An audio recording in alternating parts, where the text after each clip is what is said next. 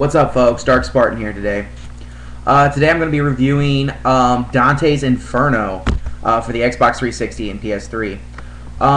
This game is probably one of the greatest games that I have played since Devil May Cry, which is funny because the game actually has a feel like Devil May Cry, which is nice. It's basically your average platformer, I guess you would say.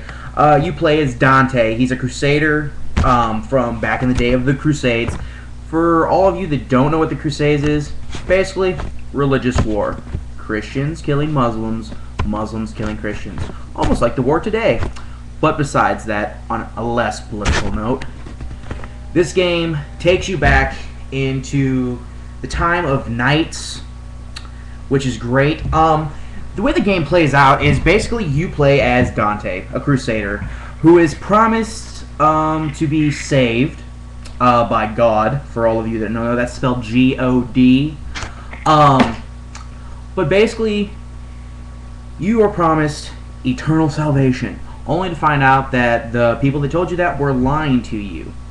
Now, you end up battling. Your first mega battle, of course, is with the Grim Reaper, which is where you get Dante's scythe, which is great because that is like your main, that's your bread and butter in the game, which is great. You don't really need any more weapons than that, which is, you know, that's kind of a downside. I would like to see more weapons, maybe a sword, but the scythe does pretty much everything you need to do. Basically, you come back home to find out that your betrothed is taken by Lucifer himself. That's just an easy name. Some people call him Beelf, but what can we say? Basically, you go through the 9 circles of hell trying to find your beloved. Her name is Beatrice, by the way, which that's a big part because you actually get a cross that allows you to do special moves, which is almost like your gun. I guess you could say the cross is almost like ebony and ivory in Devil May Cry, whereas the scythe, of course, is like Redeemer or whatever sword you like to use. The great part about that is that it does push back enemies, it does stun them. It's the great part about it that I really enjoyed. I know I'm saying great part a lot, guys, but you don't even understand. This game is probably one of the better games I've played in a while, especially platform-wise. The way that the cross is used and the way the skill tree works are almost set up exactly like a Diablo kind of like skill tree, which, by the way, Diablo 3 comes out here in a little bit, guys. Go to your local game stores, GameStop, Game Crazy, wherever you guys got to go. Pre-order that game because I will be doing a review on it once it comes out. So look forward to that.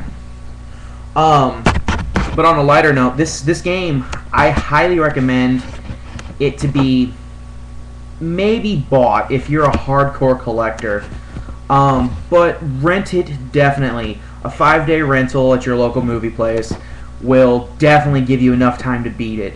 Now, good part about it is later on in the month and in the year probably they will be bringing out a section where you will be able to join on Xbox Live or your PlayStation 3 network and allow you guys to play together as a sacred angel, which is more like a guardian angel for Dante.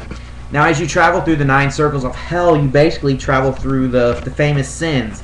Lust, gluttony, famine, all that good stuff, anger, hatred, all that. And every single instance in that thing is going to give you a harder character to fight or to beat.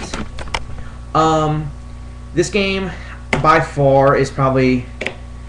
I beat it in 3 days. Then again, I'm a hardcore gamer. I play like every day religiously, and I really don't like to sleep. Thank you, Hot Pockets and Monster. But I'm going to say on average, you could probably get a good 25 hours of gameplay easily with this game if you play it on an average basis. Plus, it does have replay value if you just want to, you know, had a rough day at work, let's go kill some freaking demons from hell. Let's do that. That sounds fun to me. I'll do it. Go ahead. Like you know, my Spartan rating system, I'm going to have to give this one a solid 275 out of 300 Spartans. Great game. Definitely has playthrough value. Eventually, I'm going to be able to set up a graphics card so that I can go ahead and show you guys some clips and some of the cool moves that I'm able to do in the games that I'm playing and reviewing for you. But right now, I really don't know how to do that. I'm just trying to learn. Like I said before, comment, rate, leave me games that you want me to review for you, or whatever. This is what I do, folks. I'm Dark Spartan, and this has been the Dark Spartan Gaming Review.